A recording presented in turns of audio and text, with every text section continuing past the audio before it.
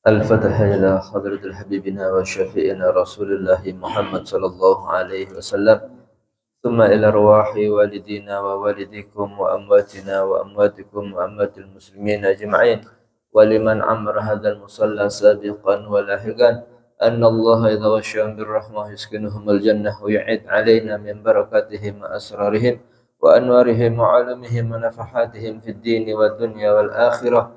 أجركم الله. الفاتحة. أعوذ بالله من الشيطان الرجيم. بسم الله الرحمن الرحيم. الحمد لله رب العالمين الرحمن الرحيم مالك يوم الدين إياك نعبد وإياك نستعين اهدنا الصراط المستقيم صراط الذين أنعمت عليهم غير المغضوب عليهم ولا الضالين آمين. Assalamualaikum warahmatullahi wabarakatuh.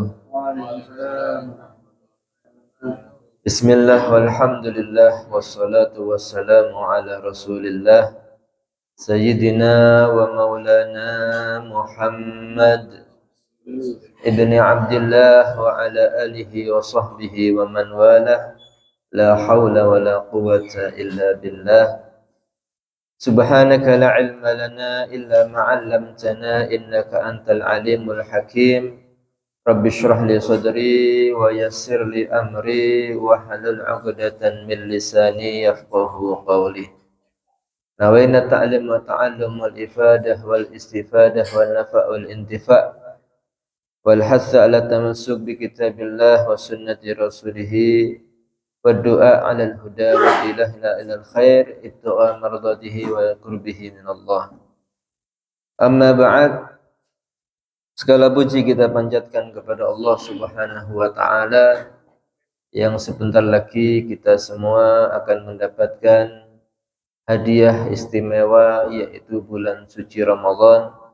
Semoga kita mendapatkan taufik dan hidayah dari Allah, dipanjangkan umur kita dalam keadaan sehat walafiat untuk bisa melaksanakan ibadah di bulan suci Ramadan, dan Allah terima ibadah kita, mendapatkan pahala besar dari Allah Subhanahu wa taala, dan juga diampuni dosa-dosa kita.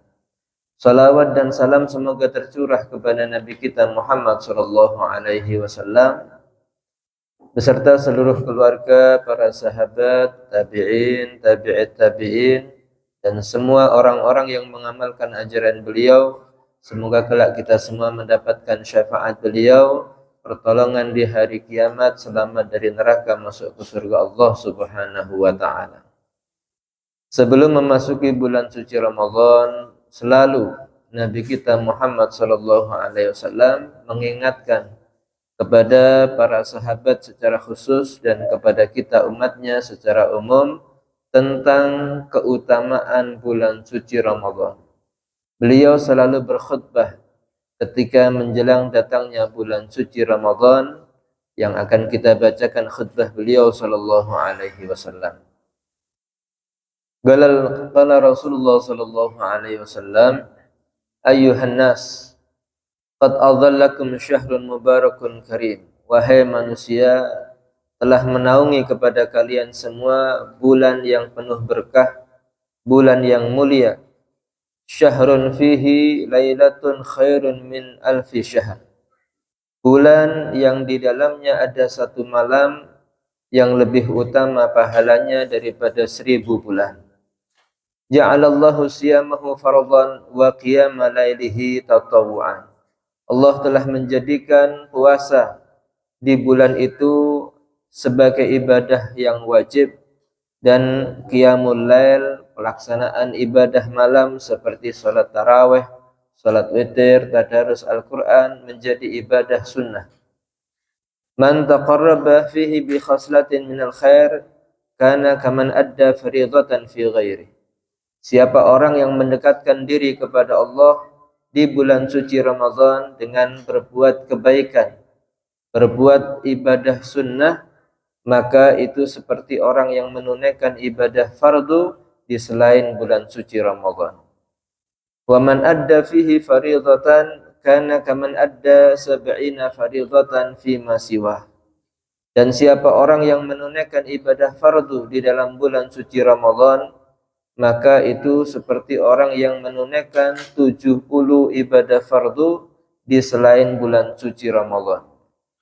Wa huwa syahrus sabr. Bulan Ramadan adalah bulan kesabaran. Was-sabru thawabuhul jannah. Dan sabar itu pahalanya adalah surga. Wa syahrul muwasah wa syahrun yuzdadu fihi rizqul mu'min. Dan bulan Ramadan adalah bulan kemudahan. Bulan Allah menambah rizki bagi orang-orang beriman. Man fattara fihi sha'iman kana maghfirata dzunubihi wa itqa raqabatihi minan nar. Siapa orang yang memberi makan bagi orang-orang yang berpuasa, maka itu menjadi ampunan terhadap dosa-dosanya dan pembebasan dirinya daripada neraka.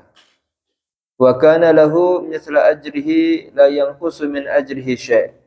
Dan itu menjadi mendapatkan bagi dia pahala orang yang berpuasa tanpa mengurangi pahala orang yang berpuasa itu sedikit pun. Lalu maka para sahabat berkata kepada Rasulullah sallallahu alaihi wasallam, "Ya Rasulullah, laisa kulluna yajidu ma yufattiru bihi shaim." Tidak semua kita ini mendapati rizki untuk bisa memberi buka puasa bagi orang yang berpuasa. Karena pada zaman itu sahabat-sahabat Rasulullah SAW ini kebanyakan adalah orang-orang yang fakir miskin, orang-orang yang kekurangan ekonomi. Apa jawab Rasulullah SAW? Qala yu'tillahu hadzal thawab liman fattara sha'iman walau ala tamratin aw syarbati ma'in aw madqati laban. Allah akan memberikan pahala memberi buka puasa bagi orang yang berpuasa kepada orang yang memberikan buka puasa meskipun hanya satu butir kurma atau satu teguk air atau minuman susu. Wa man asba'a fihi sha'iman saqahu Allahu min haudi syarbatan la yadma'u ba'daha abadah. Siapa orang yang mengenyangkan kepada orang yang berpuasa di bulan suci Ramadan, maka Allah akan memberikan dia minum dari telagaku, telaga Al-Kautsar dengan minuman yang tidak menjadi haus selama-lamanya sampai dia masuk surga. Wa huwa syahrun awwaluhu rahmah. Bulan Ramadan ini bulan yang 10 hari pertamanya adalah rahmat Allah Subhanahu wa ta'ala. Wa awsatuhu maghfirah. Dan 10 hari pertengahannya adalah ampunan dosa dari Allah.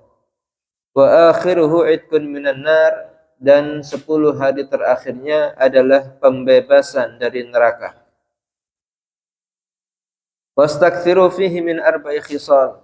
Dan kemudian Rasulullah SAW mewasiatkan kepada kita dan hendaknya kita laksanakan, perbanyak wahai kalian di bulan Ramadan itu daripada 4 perkara, 4 macam zikir yang ada di bulan Ramadan. Khoslatani turduna bihima rabbakum wa khoslatani la ghina lakum anhuma. 2 ucapan zikir ini akan membuat ridho terhadap Tuhan kalian, dan 2 ucapan zikir ini kalian semua pasti membutuhkan keduanya. Fa ammal latani turduna bihima rabbakum fa syahadatu an la ilaha illallah wa tastaghfirun. Adapun 2 ucapan zikir yang akan membuat ridho dengan itu Tuhan kalian adalah kalian memperbanyak membaca syahadat asyhadu an la ilaha illallah dan memperbanyak istighfar nastaghfirullah, minta ampun dosa-dosa kepada Allah. Wa ammal latani la ghina lakum anhuma fastas'aluna Allahal jannah wa tasta'iduna bihi minan nar.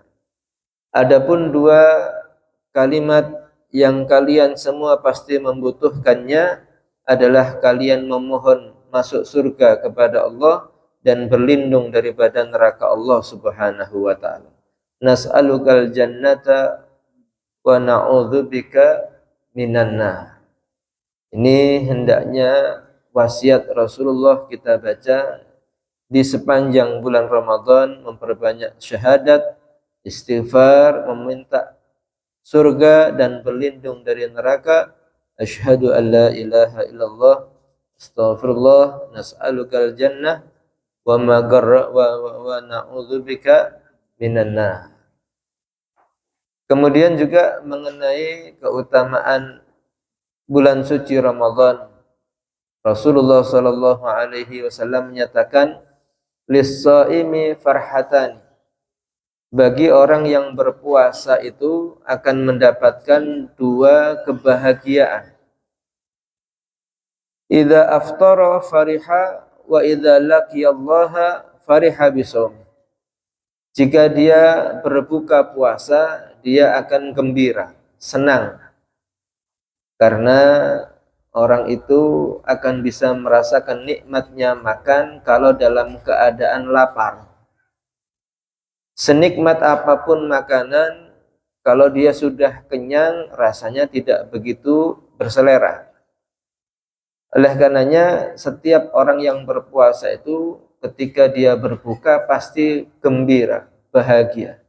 Kalau sudah menjelang menit-menit, detik-detik azan maghrib, itu rasa lapar, rasa haus sudah mulai hilang, meskipun tetap lapar, tetap haus. Karena kegembiraan itu adalah dari Allah Subhanahu wa taala. Berbeda makan harian kita dengan makan buka puasa. Rasa bahagianya itu lebih ketika kita makan buka puasa.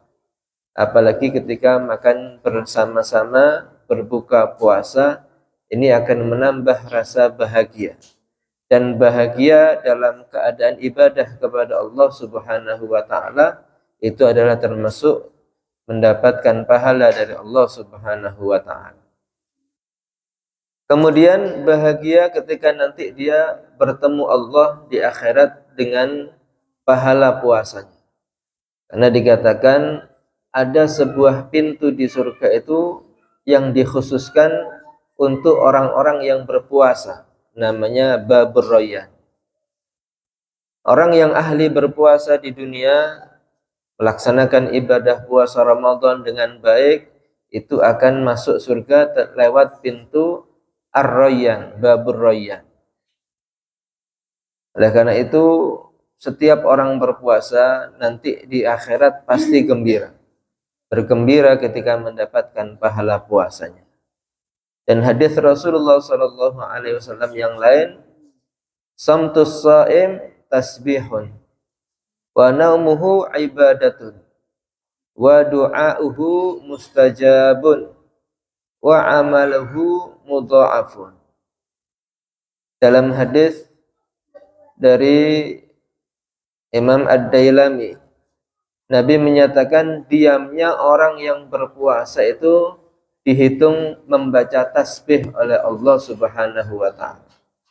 Kalau kita hari-hari biasa diam ini tidak bernilai.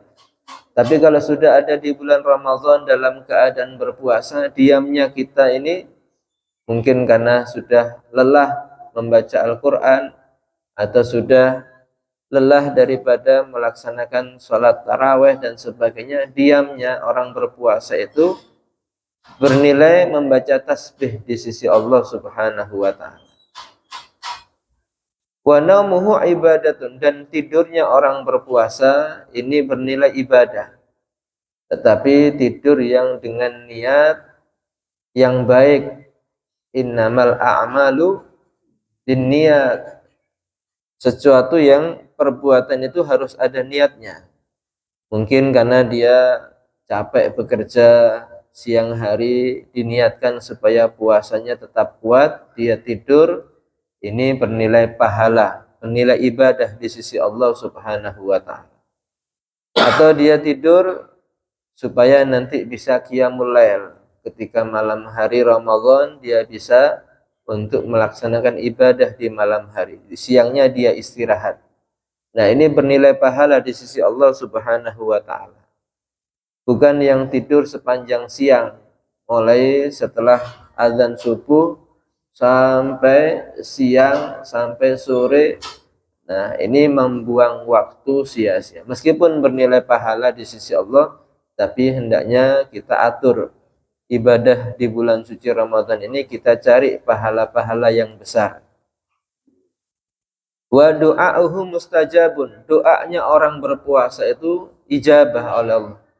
Diterima oleh Allah, dijawab oleh Allah, dikabulkan oleh Allah Subhanahu wa taala.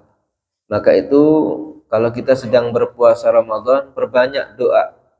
Doa untuk pribadi, untuk anak-anak kita, untuk urusan akhirat kita, urusan rezeki, dan semuanya akan diijabah oleh Allah Subhanahu wa taala. Wa amaluhu mudha'afun, dan amalnya orang berpuasa ini dilipat gandakan oleh Allah Subhanahu wa taala. Oleh karena itu, mari kita persiapkan Ramadan ini untuk memperbanyak amal, untuk mendapatkan pahala besar dari Allah Subhanahu wa taala. Kemudian sebelum kita mengamalkan satu ibadah, hendaknya didasari dengan ilmu. Wa man bighairi ilmin ya'malu a'maluhu mardudatun la tuqbalu. Kata di dalam Zubat itu, siapa orang yang beramal tanpa dasar ilmu, dikhawatirkan amalnya ditolak, tidak diterima oleh Allah Subhanahu wa taala. Untuk berpuasa ini ada syarat-syaratnya. Ada syarat sahnya puasa, ada syarat wajibnya puasa. Artinya kalau syarat sah ini, orang itu sah puasanya diterima. Yaitu syarat sah puasa ini ada 4. Yang pertama Islam. Orang kafir yang dia ikut-ikutan tidak makan, tidak minum, mulai subuh sampai maghrib, tidak sah puasanya. Karena bukan Islam. Yang kedua al-aqlu, berakal. Kalau orang yang dalam keadaan gila, itu juga tidak sah puasanya. Kemudian an-naqa minal haid wan nifas, suci daripada haid dan nifas. Perempuan yang dalam keadaan haid dan nifas tidak sah puasanya. Kalau dia tidak makan, tidak minum, tetap tidak sah puasanya. Karena syarat sah puasa itu harus suci dari haid dan nifas. Kemudian al-ilmu bikaunil waqti qabilan lis-shaum. Mengetahui waktu yang dia puasa itu memang benar-benar boleh untuk berpuasa. Bukan di waktu-waktu yang tidak boleh berpuasa, seperti 5 hari yang haram berpuasa, hari raya Idul Fitri, Idul Adha, dan 3 hari tasyrik. Kemudian syarat wajib puasa yang pertama Islam.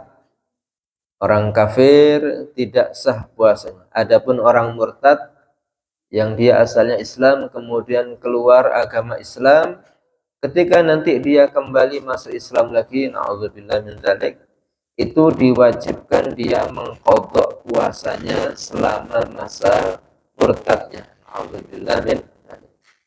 Karena sebagai hukuman dia telah bermain-main dengan agama Islam.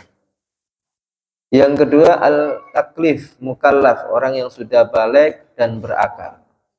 Anak kecil tidak wajib puasa, tetapi orang tuanya wajib memerintahkan anaknya untuk berpuasa ketika sudah usia 7 tahun. Dan wajib memukul anaknya yang sudah usia 10 tahun kalau dia tidak mau berpuasa.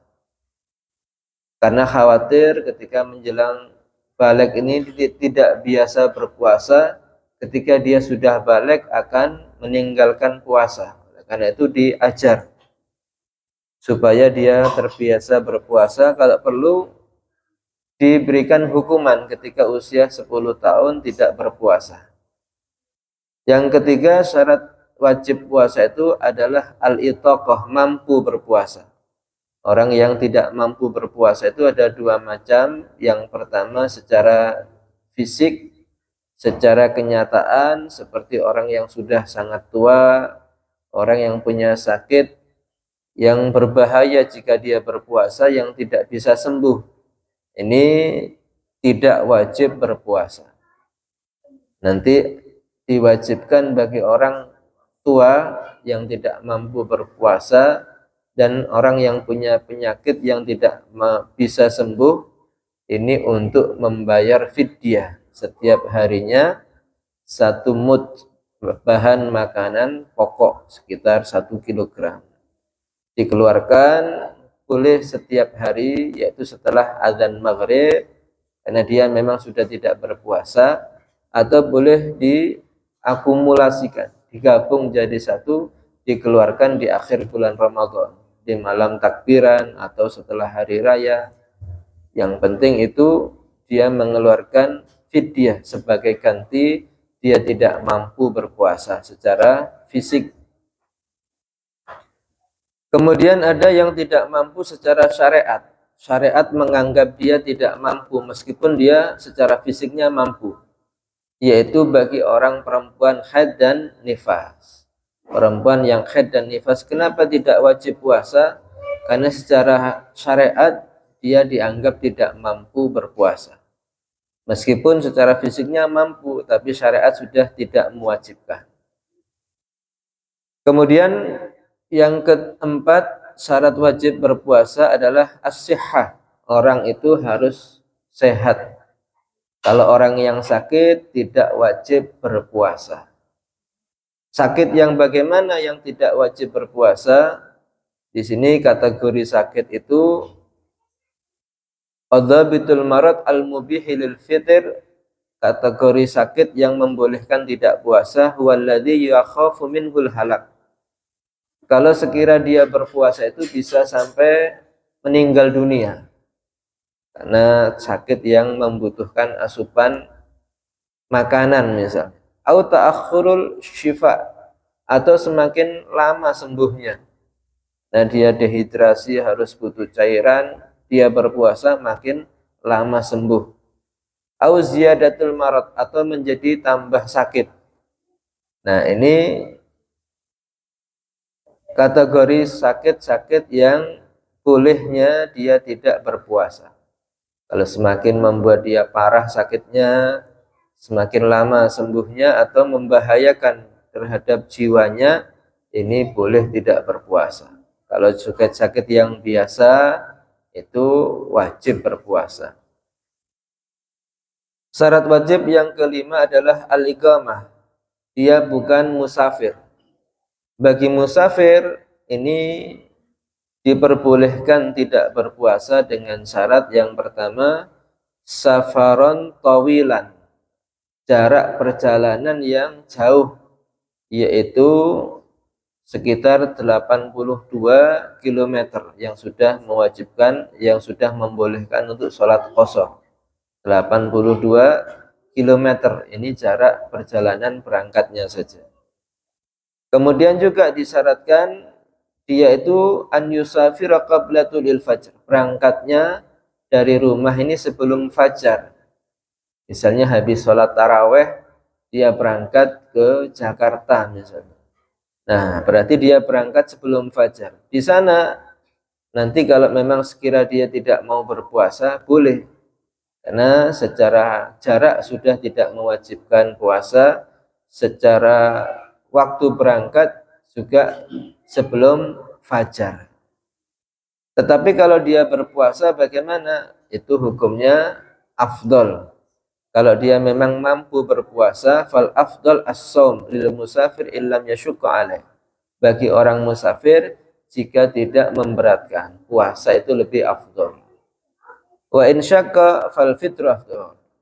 Tapi kalau memberatkan, maka yang afdol adalah tidak berpuasa. Kalau misalnya dia dikhawatirkan tengah perjalanan ini akan pingsan dan sebagainya, atau perjalanannya dengan mode transportasi yang berat, ini lebih baik tidak berpuasa karena agama Islam ini mudah, tidak memberatkan. Kemudian itu tadi syarat-syarat wajibnya puasa. Dan puasa ini ada rukun-rukunnya. Rukun berpuasa itu adalah yang pertama niat, yaitu niat innamal a'malu binniyat. Nah, niat berpuasa itu ada yang jenis puasa wajib, ada yang jenis puasa sunnah. Yang kita bahas di sini adalah puasa wajib, yaitu puasa Ramadan. Kalau puasa wajib itu diwajibkan niat ada di malam hari. Sekira sebelum fajar itu sudah ada niat. Kalau dia tidak berniat puasa sampai terbitnya fajar, maka puasanya tidak sah. Dan wajibnya niat itu setiap hari di dalam mazhab Syafi'i.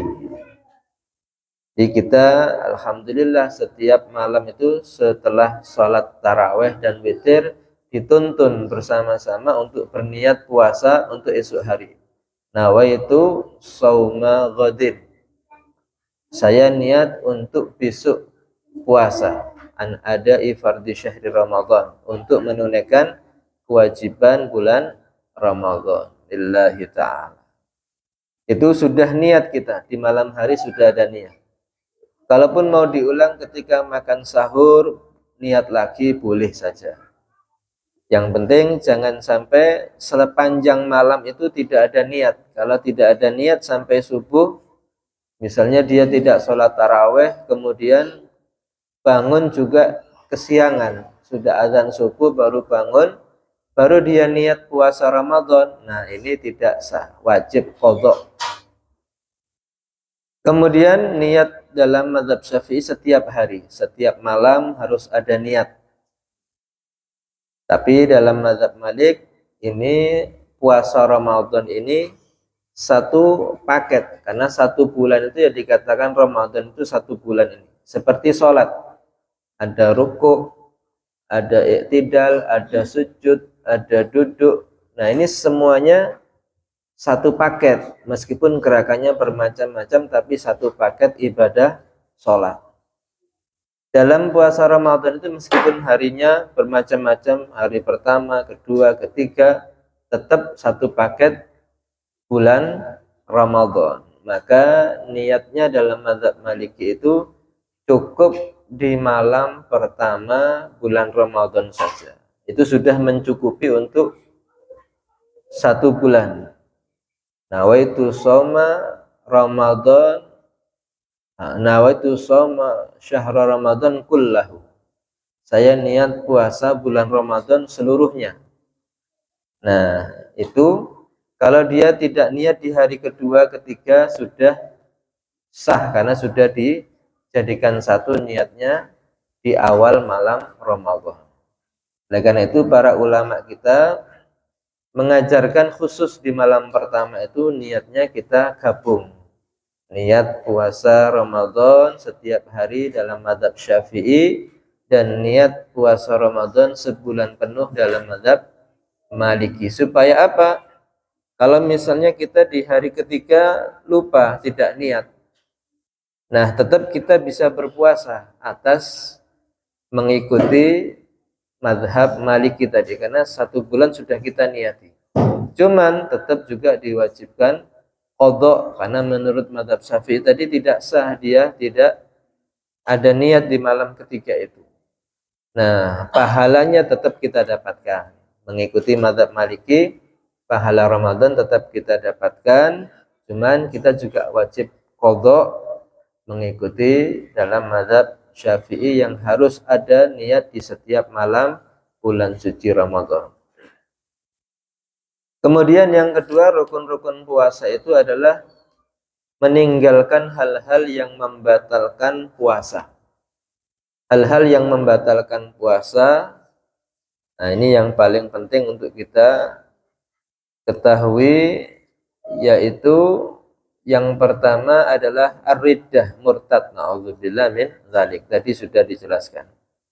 Kemudian yang kedua al-haid wan nifas wal wiladah, perempuan ketika datang haid, nifas dan melahirkan.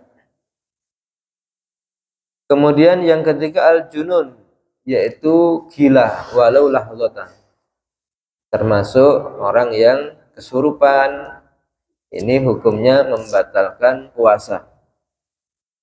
Kemudian al-ighma was syukur in amma jami'an nahar. Yang keempat adalah pingsan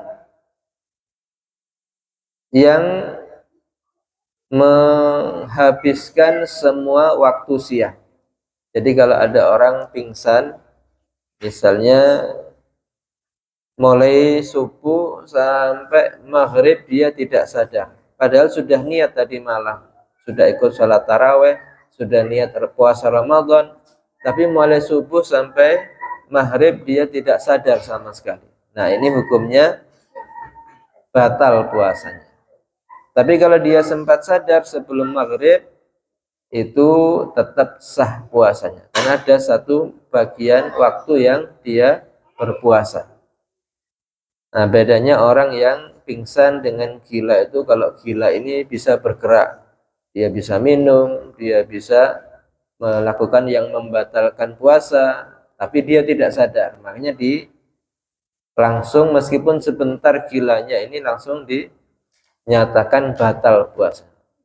Tapi kalau orang pingsan itu hanya tidur saja, dia tidak melakukan hal-hal yang membatalkan puasa. Makanya ketika dia sadar sebelum waktu maghrib dan dia melanjutkan puasanya, hukumnya sah karena dia tidak membatalkan puasa waktu itu.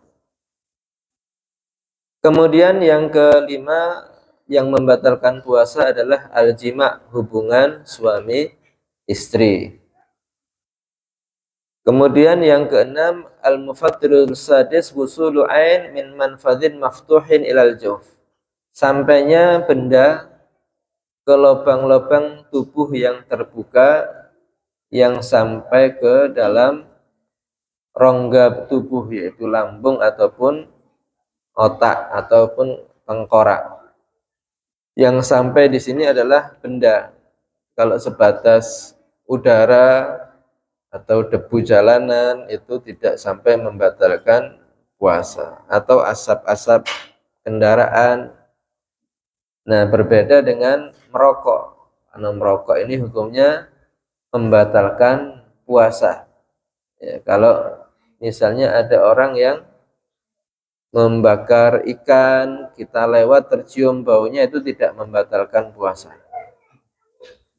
Kemudian kalau masalah air yang masuk ke dalam badan kita, itu kalau mandi atau wudhu itu hukumnya dianjurkan, diperintahkan dalam agama, maka ketika masuknya air tadi hukumnya tidak membatalkan puasa. Misalnya kita mau mandi sholat Jumat yang laki-laki, sholat Jumat itu disunahkan mandi sebelum berangkat. Nah, asalkan mandinya ini dengan cara diguyur, bukan berendam, kemudian sudah berhati-hati. Tetapi ketika ada air yang masuk dengan tidak sengaja ke anggota badan, ini tidak membatalkan puasa, karena mandinya tadi diperintahkan, hukumnya sunnah. Atau misalnya berkumur untuk wudhu, asalkan tidak sampai mubalaghah. Mubalaghah ini sampai batas kerongkongan, dia hanya berkumur biasa saja dan bukan melebihi 3 kali basuhan. Ternyata ada yang tertelan tidak sengaja, ini hukumnya tidak membatalkan puasa. Berbeda jika mandi untuk berangkat kerja, mandi untuk berangkat sekolah. Kalau ada air yang masuk ke anggota badan yang terbuka seperti lubang telinga, lubang hidung, lubang mulut, ini membatalkan puasa. Misalnya gosok gigi kemudian airnya ketelan, ini hukumnya membatalkan puasa, karena mandi-mandi tersebut tidak diperintahkan dalam syariat agama. Jadi kalau kita mau mandi berangkat sekolah, berangkat kerja, itu usahakan sebelum subuh sudah mandi. Nanti mandi yang sore setelah azan maghrib, sebelum sholat isya dan sholat taraweh, sholat witir, itu disunahkan mandi. Mandinya disunahkan ada di situ biar segar. habis makan buka puasa, sholat maghrib, mandi sunnah untuk malam-malam Ramadan, dan itu menyegarkan badan. Sholat tarawihnya jadi semangat, sholat witirnya juga bersemangat.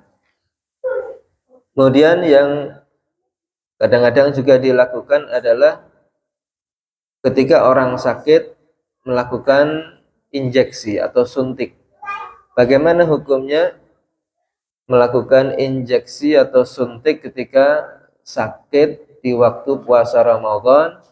Nah, ini ada perbedaan pendapat. Menurut dalam satu pendapat hukumnya batal, karena memang ada benda yang masuk ke dalam badan. Menurut pendapat yang lain tidak batal. Kenapa? Karena masuknya tidak melalui lubang-lubang yang terbuka, bukan melalui telinga, bukan melalui hidung.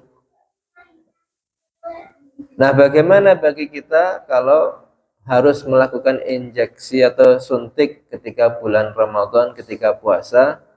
Tetap saja teruskan berpuasanya, tapi nanti setelah Ramadan diqadha untuk keluar dari perbedaan pendapat tadi. Karena ada yang menyatakan tidak sah. Kalau mengikuti yang tidak qadha ya boleh-boleh saja, tapi lebih baik kalau memang mampu diqadha supaya tidak punya hutang puasa. Karena ada pendapat yang membatalkan puasa tadi. Kemudian yang membatalkan puasa yang berikutnya adalah al-istiqa, yaitu muntah dengan sengaja. Muntah dengan sengaja. Kemudian juga al-istimna, yaitu mengeluarkan air mani dengan sengaja. Yang paling perlu kita perhatikan di sini adalah kebiasaan orang-orang itu berhenti makan sahur ketika mendengar azan subuh. Ada orang yang menyatakan boleh makan sahur itu berhentinya pas mendengar azan subuh. Nah, ini adalah kesalahan dalam melaksanakan makan sahur, dan itu menjadikan puasanya batal, tidak sah. Di sini dikatakan minal khata' al-fahish al-waqi' fi katsirin minan nas. Termasuk kesalahan besar yang banyak dilakukan manusia, annahum indama yasma'una adzan al-fajri yatabadaruna ila syurbi. Ketika manusia mendengar adzan subuh, baru dia segera minum air. Masih adzan ini. Atau kalau orang-orang sini biasanya mendengar adzan subuh masih nyedot rokoknya sekali terakhir. Ya. Bagaimana ini? I'tiqadan minhum jawaz dzalik. Karena menganggap kalau pas adzan subuh itu masih boleh minum, masih boleh merokok misalnya. Madamal muadzin yu'adzin, selama adzannya belum selesai. Kalau belum selesai adzan kan berarti boleh. Nah, ini keliru, salah. Wa dzalika la yajuz, dan ini tidak boleh. Wa man yaf'aluhu fasamuhu batil. Orang yang melakukan itu puasanya batal. Nah, ini banyak kita ketahui, kadang-kadang masih azan dia minum, dianggap azannya belum selesai. Ada apa tidak ini sekitar kita? Banyak yang mengaku meyakini seperti itu. Li'annal muadzin la yashra'u fil adzan illa ba'da tulil fajr. Karena di sini dikatakan batal puasanya wa alaihil qadha, dan wajib qadha. Karena orang yang adzan itu tidak melakukan adzan kecuali sudah masuk waktu fajar. Nah, waktu fajar ini kalau bagi kita tidak bisa pasti melihatnya karena terhalang bangunan-bangunan. Yang bisa pasti melihat itu ada di ujung laut. Fajar itu tidak terlihat bagi orang yang ada di perkampungan seperti ini. Tapi bisa dengan melihat hisab atau perhitungan falaknya. Biasanya masjid-masjid yang ada di sekitar kita ini, khususnya di Pasuruan, itu azan subuhnya setelah masuk waktu fajar sekitar 3 sampai 4 menit. Jadi setelah waktu masuk fajar tidak langsung azan karena khawatir belum pas ini. Baru setelah 3 menit mereka azan seperti di Masjid Jami' Al-Anwar Kota Pasuruan. Nah, kalau kita mendengar azan di Masjid Jami' misalnya pas kita minum, berarti sudah 3 menit yang lalu masuk waktu subuh. Berarti kita minum tadi sudah melebihi waktu subuh dan itu membatalkan puasa. Itu yang adanya pas mengikuti masuknya waktu. Apalagi azan yang di kampung-kampung ini kadang-kadang azan di masjid sudah selesai, di sini baru azan karena orangnya masih ke kamar mandi, masih wudhu, sudah berapa lama dia itu masuk waktu fajar. Nah, kalau kita dengarkan azan yang di kampung-kampung terus kita minum air, nah itu sudah lama waktu subuh sudah masuk. Makanya itu membatalkan. Fa idza syaraba athna al-adzan, jika dia minum pas tengah-tengah mendengar azan itu fayakunu qad syariba fi waqtil fajr. Dia sudah minum ada di waktu fajar. Wa kullu dzalika bisababil jahli. Semua ini karena sebab tidak tahu. Mereka itu tidak mengerti, tidak belajar. Wa lam yaqul bidzalika ahadun minal a'immatil mu'tabirin. Dan juga orang-orang yang ngerti kadang-kadang tidak menjelaskan hal ini, tidak diberitahu.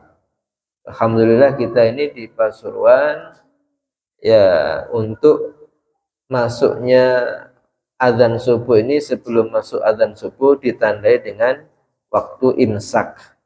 Imsak itu artinya waktu kita untuk berhenti makan sahur. Meskipun belum masuk waktu subuh, waktu imsak ini waktu berhati-hati, berhenti di situ. Karena jangan sampai melewati azan subuh. Dan waktu imsak di sini sekitar 6 atau 7 menit sebelum waktu fajar. Jadi kalau pas imsak kita masih minum, kita masih misalnya ada sedikit makanan untuk kita telan, itu masih tidak membatalkan puasa karena masih ada space waktu yang tidak masuk fajar. Tapi kalau pas azan subuh itu yang dikhawatirkan sudah masuk waktu azan, waktu fajar dan membatalkan puasa. Jadi berhati-hati ketika melakukan makan sahur, berhenti maksimal itu pas imsak waktu untuk berhenti makan sahur agar puasa yang kita lakukan ini sah dan benar. Sebelum saya tutup, mungkin ada yang ditanyakan daripada masalah puasa ini. Kalau tidak ada, semoga bermanfaat. Semoga kita semua masuk bulan suci Ramadan dalam keadaan sehat walafiat, semangat ibadah, dan semoga kita semua mendapatkan pahala besar dari Allah Subhanahu wa taala. Wal afu minkum. Assalamualaikum warahmatullahi wabarakatuh.